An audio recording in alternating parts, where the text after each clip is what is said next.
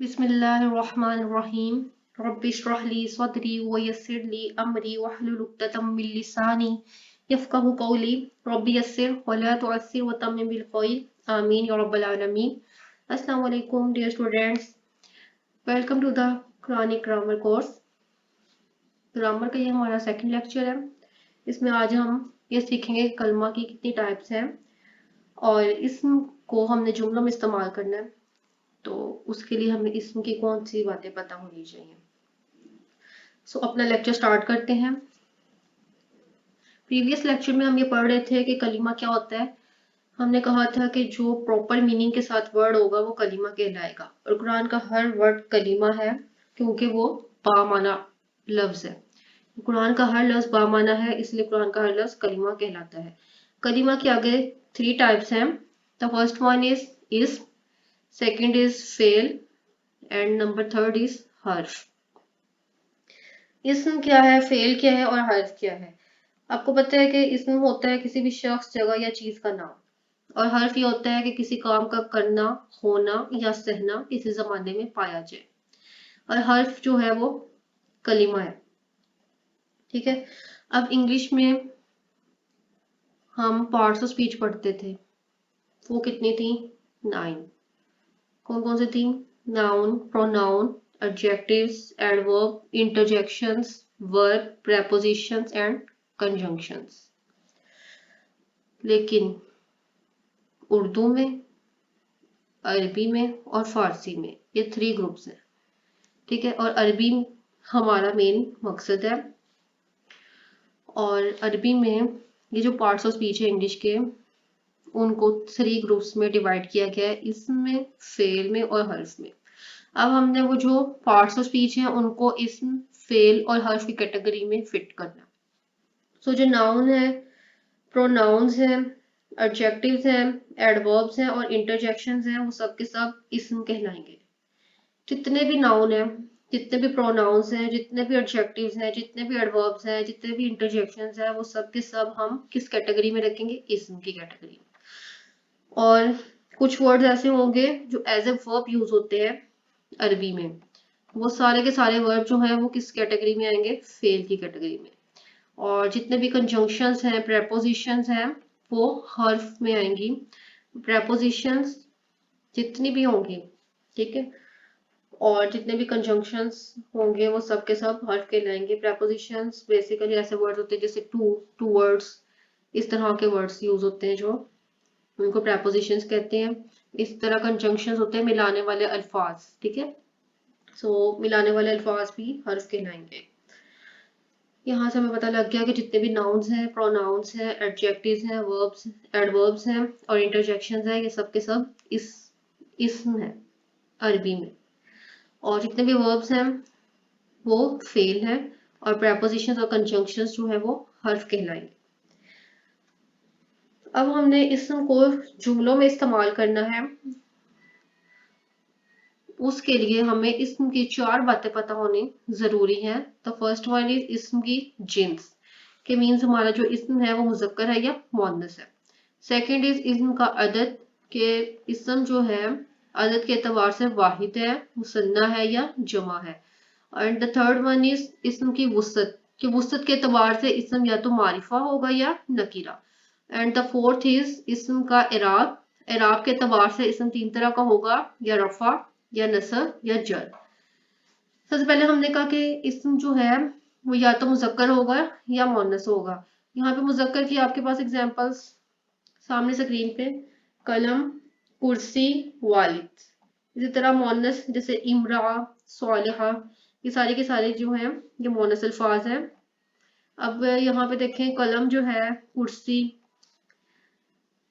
आप इसको देखें कि कुर्सी जो है उर्दू वर्ड में इसको हम मुअन्नस ट्रीट करते हैं, लेकिन अरबी में ये एज अ मुजक्कर है। ठीक है ना, ये कुछ डिफरेंस है उर्दू और अरबी में। कि कुर्सी जो है वो अरबी में मुजक्कर है और उर्दू में मुअन्नस है। इसी तरह इसम का अदद वाहिद है, यानी एक चीज के लिए वाहिद, जैसे कलम। ठीक है। मुसन्ना 2 चीजों के लिए। अब देखें हम उर्दू में और हम इंग्लिश में क्या पढ़ते हैं, वाहिद और जमा, इंग्लिश में सिंगुलर प्लूरल। उसमें कोई दो वर्ड्स के लिए कुछ भी नहीं है, कोई वर्ड नहीं है। लेकिन अरबी में हम मुसन्ना भी पढ़ेंगे कि दो चीजें, जैसे दो कलम है, कौलमानी, ठीक है।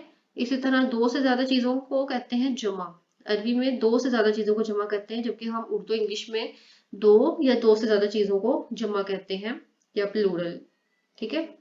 अब जो कलम है उसकी जमा क्या है, अकलामुन, ठीक है। कॉलम वाहिद, कौलमानी मुसन्ना, और अकलामुन जमा।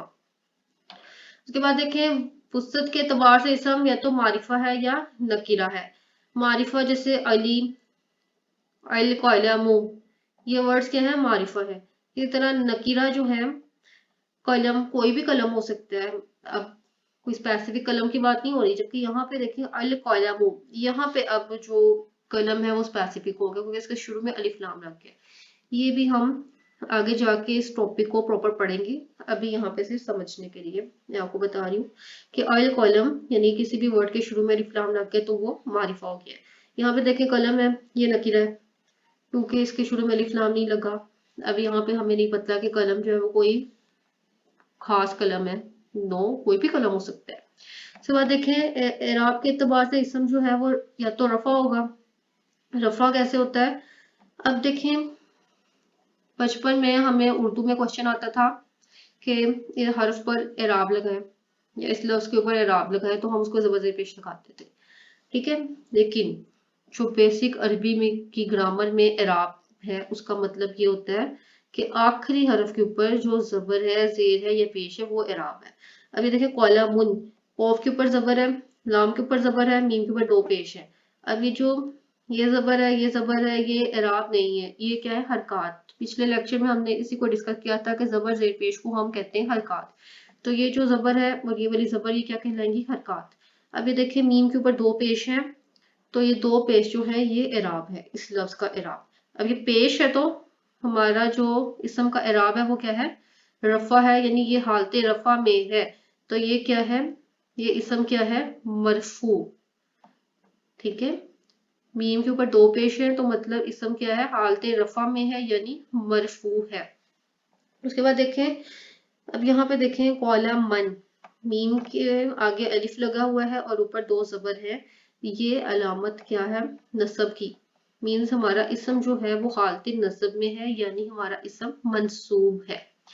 उसके बाद देखें यहाँ पे कौला मिन है, मीम के नीचे दो जेर है, तो हमारा इसम जो है वो हालते जर में है, यानी अब यहाँ पे जो हमारा एराब है वो जर है, ठीक है।